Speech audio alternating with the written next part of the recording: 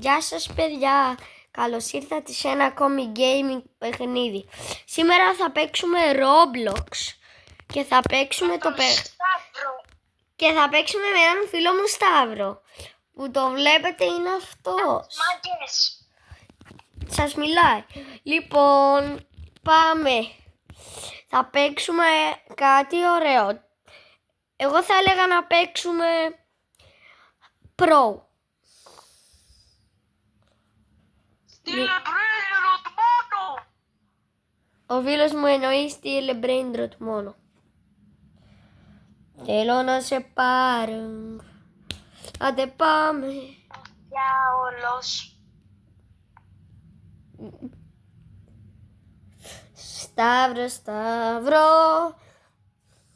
Να πας να σκάσεις τη ένουσα.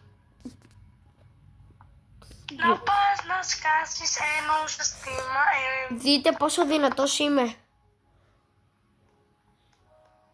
Τι βλακιά παίζει και ο Λαντονάκης. Μόλις τελειώσει το edit θα το δούμε.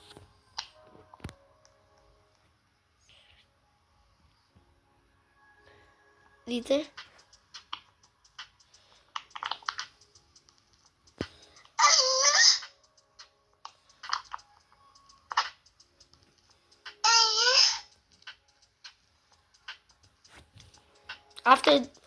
Αυτό ήταν παιδιά. Πάμε τώρα σε ένα άλλο παιχνίδι. Θα σας αρέσει. Γράψτε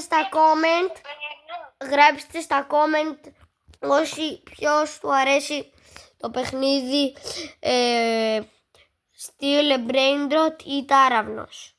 Ο 99 Nights εννοούσα.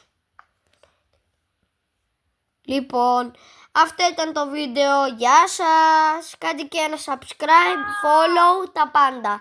Γεια.